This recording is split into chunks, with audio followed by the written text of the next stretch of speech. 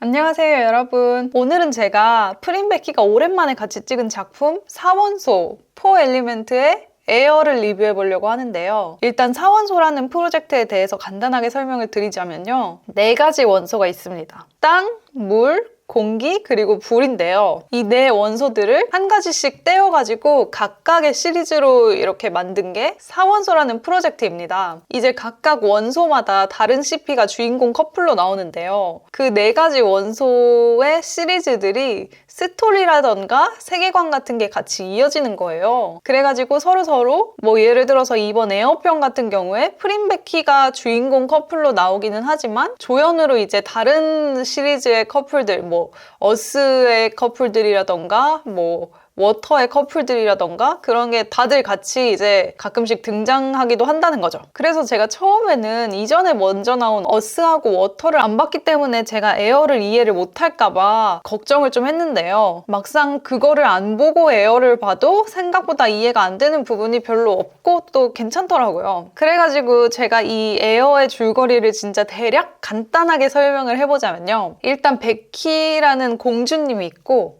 프린이라는 경찰이 있어요. 작중 이름을 사용하지 않고 이해하기 쉽도록 이제 프린 베키라고 말을 할게요. 근데 베키가 태국의 공주님이 아니라 마델린이라는 왕국의 공주님인데요. 이제 갓 왕위 계승서열이 그거를 뭐라고 하나? 왕세녀 즉위식이라고 할까요? 그 즉위식을 이제 해가지고 그거를 기념해서 여러 나라들을 방문을 하는데요. 첫 번째로 태국을 방문하는데 그 태국 방문에서 공주님을 호위하는 역할을 맡은 게 이제 태국 경찰 프린인 거예요. 그런데 이제 벌어진 일이 왕의 권력을 노리는 세력이 있을 것 아닙니까? 근데 가만 보면은 이 세력이 그렇게 큰 세력도 아닐 것 같아요. 베키의 경호실장 같은 사람이 실세고, 그리고 어떤 남자가 있는데 그 사람이 경호실장의 남자친구고, 뭐 이 남자 나름대로 또 높은 사람인 것 같기도 한데 잘 모르겠고, 아무튼 그렇게까지 중요하지 않은 것 같아요. 아무튼 그 이제 나쁜 세력이 어떤 범죄자를 하나 감옥에서 데려다가 베키하고 똑같은 얼굴로, 진짜 똑같이 생긴 얼굴로 성형을 시켜가지고 베키 자리에 왕세녀라고 갖다 놓고 베키는 납치를 해가지고 죽이려고 하는데 프린이가 경호를 잘해가지고 베키를 납치하는데 얘들이 실패를 합니다. 그래서 상황이 지금 가짜 베키가 왕세녀 자리에 베키라고 앉아있고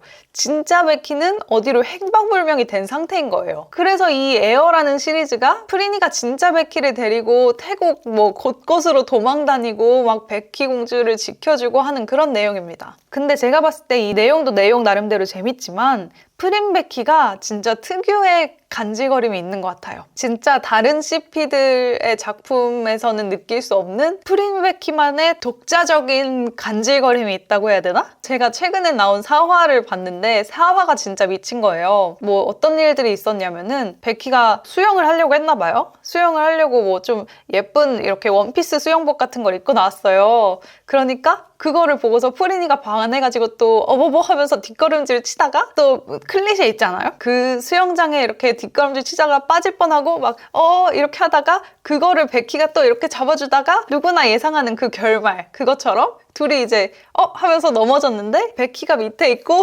프린이가 위에 있고 그 넘어지면서 프린이 입술에 베키 볼이 이렇게 닿은 거예요. 그래서 뽀뽀를 한 거죠. 그리고 또 뭐 베키가 눈에 먼지가 들어갔다면서 자기가 어렸을 때는 눈에 먼지가 들어가면 아버지가 이렇게 불어줬었다. 후후 불어줬었다. 그래서 프린이 보고 불어달라고 그러는데 또 불어주려면 가까이 다가가야 되잖아요. 그래서 또 그렇게 가까워지다 보니까 또 프린이가 두근거리고 그러다가 이제 프린이가 베키를 향한 마음을 참을 수가 없는 거예요. 감정이 폭발한 거야. 그래서 프린이가 나 너 좋아해 이렇게까지 직접적으로 말을 한 건 아니지만 좀 은유법을 사용해서 말하는 거죠. 내가 너를 좋아하는데 너는 공주고 나는 경호원이야. 너랑 나랑 그 신분 차이가 있어. 이런 말을 해변에 이렇게 둘이 서서 바닷가에 이렇게 옆에 물 있고 그 모래사장에 서가지고 베키하고 프린이 사이에 이렇게 선을 딱 그으면서 이렇게 말을 하니까 베키가 그럼 내가 그 선 넘을게 하면서 그 선 그어놓은 그거를 딱 넘어서 성큼 다가가가지고 자기한테 가까이 다가오라고 또 한 번 이렇게 당기고 이런 장면들 사화가 그래서 진짜 이런 장면들이 좋았던 이유가 솔직히 푸백 얼굴도 되게 중요한 건 맞는데 당연히 아름다운 배우들이 이거를 해주니까 너무 좋은 건 맞는데 그거는 완전 당연한 거고 태국지에 지금 보시는 분들 중에서 많은 사람들이 태국지에 첫 입문으로 봤던 작품이 갭덧이었을 거라고 생각을 하는데 또 아닌 분들도 많긴 많더라고요. 근데 이 수영장 씬에서 그 넘어졌던 그 씬 있잖아요. 수영장 씬에서 갭덧이 수영장 씬이 딱 이렇게 쿤쌈이랑 몬이랑 이랬었는데 이게 딱 이렇게 향수로 1차로 이렇게 그 수영장 씬이 지금 제가 말했던 그 씬들 중에 처음에 나온 거예요. 그래가지고 그 갭덧이 수영장 씬이 딱 떠올라서 이제 내 뇌가 일단 감수성 모드, 추억 모드로 딱 이렇게 켜진 거야. 그래가지고 그 이후에 하는 그 모든 행동들이 다 약간 이랬었지. 그 갭덧이 처음 오던 그 감성에 젖어가지고 그걸 보니까 좀 그때 생각이 나고 그러니까 덕후로서는 좋은 기분이 들 수밖에 없다고 생각합니다. 그리고 이게 뭐지? 프린베키가 진짜 세 작품이 다 달라요. 왜냐면은 진짜 이렇게 설명을 하자면은 웬 른이 진짜 갭덧이에서는 프린이가 웬이었다가 핀팍에서는 베키가 웬이었다가 그리고 그 힘의 서열 그 힘 뭐라 그러지? 우열? 힘의 그것도 갭덧이랑 핀팍이랑 이렇게 달랐다가 이번에는 또 완전히 또 다른 거잖아요. 베키가 센데 베키가 약간 른이야. 프린이가 베키야 이렇게 지켜줘. 프린이가 베키보다 아래의 입장에서 베키의 경호원으로서 약간 웬처럼 이렇게 해. 그러면 또 이거는 새로운 거잖아요. 뭔 말인지 알죠? 제가 말을 진짜 개떡같이 했는데 뭔 말인지 알죠? 진짜 다양하고 그렇다 보니까 이번에는 이러네 저번에는 이랬는데 그런 게 이게 도로록 하면서 생각이 난다니까요? 그래서 프린이가 이제 좋았던 게 경호원으로서 웬으로서 베키 공주한테 막 다치게 할까봐 조심하고 되게 선 안 넘으려고 조심하고 그런 거를 노력하는 모습이 보이니까 그게 더 설레는 거예요. 그래가지고 와 갭덧이 생각이 너무 많이 나는 거야. 제가 진짜 갭덧이 무쇠인데 갭덧이를 다시 재탕하러 가야 될 것 같습니다. 그리고 또 에어에 재밌는 게 부아라는 캐릭터가 있는데 부아라는 캐릭터를 남언니 알죠? 그 갭덧이에도 나오고 핀팍에도 나온 프린베키가 가는 곳에 남언니가 있다라는 그런 공식 셋이서 같이 다니는 거예요 항상. 근데 그 남언니가 부아라는 캐릭터를 맡았어요. 근데 그 어스 커플 있잖아요. 거기서 일하는 직원으로도 나왔다가 한 번은 어떤 도망치고 있는데 창고로 도망을 쳤어. 근데 창고에서 갑자기 리조트 직원이 이거는 왜 여기다 갖다 놓은 거야 하면서 이렇게 등장을 했는데 또 그 남언니 부아인 거야 이름이 또. 그리고 어떤 섬으로 도망을 갔는데 거기 섬 원주민으로 만나고 계속 부아라는 이름 같은 남언니 배우 이렇게 해서 똑같이 3명이 이렇게 나오니까 3명이 더 나왔을지도 몰라요. 그냥 제가 기억나는 건 이건데 그런 식으로 저는 이름도 다 부아라서 같은 사람인 줄 알았는데 모르는 척한 건가? 막 보면은 이 캐릭터가 프린베키를 못 알아보는 것 같아. 그래가지고 같은 사람인 것 같기도 하다가 다른 사람 같기도 하고 해가지고 약간 이 시리즈를 보다가 남언니 나올 때마다 뭐라고 해야 될까? 이스터에그를 찾는 느낌이라고 해야 될까요? 여기저기 숨겨놨어 이 캐릭터를.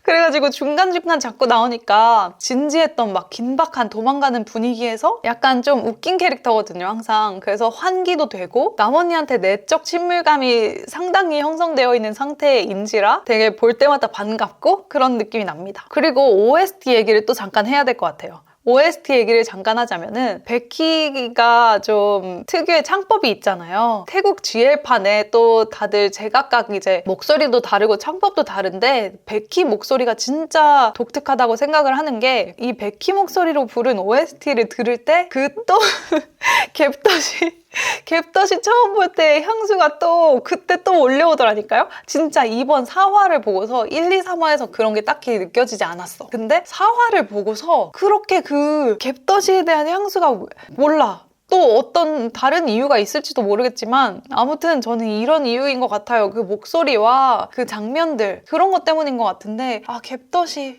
처음 보던 그때 저 갭덧이 보려고 테레비도 샀단 말이에요. 테레비 사가지고 그거 처음 설치해서 거기다가 갭덧이 틀어놓고서 보던 그 조촐했던 나의 그 외로웠던 독일 생활 그때 느꼈던 설렘 이거 보면서 그 도파민 지금이야 테드가 너무 많이 나와가지고 이거를 보면서 재밌다 하기는 하지만 하지만 그 소중함이 없어요. 소중함이. 근데 그 시절에는 그게 너무 소중했단 말이야. 이거 너무 좋아. 이거 너무 좋은데 대체품이 없어. 그래서 이거를 보고 또 보고 어루만지고 갈고 닦고 해가지고 반짝반짝해질 때까지 이걸 봐야 돼. 그 배고팠던 그 느낌, 처음으로 태국 지혜를 보던 그 느낌, 그거는 진짜 어떤 무엇으로도 이길 수 없는 그런 게 있단 말이죠. 그래서 프린베키를 테젤드의 마왕이라고 부르는 거예요. 나만 그렇게 부르나? 아무튼 그 조상님이잖아요. 진짜 그 독보적이라고 할 수 있습니다. 그거는 프린베키 보면서밖에 느낄 수 없는 그런 거예요. 뭔지 알죠? 뭔 말인지 알죠? 아무튼 오늘 이렇게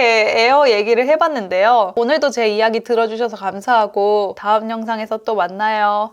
안녕.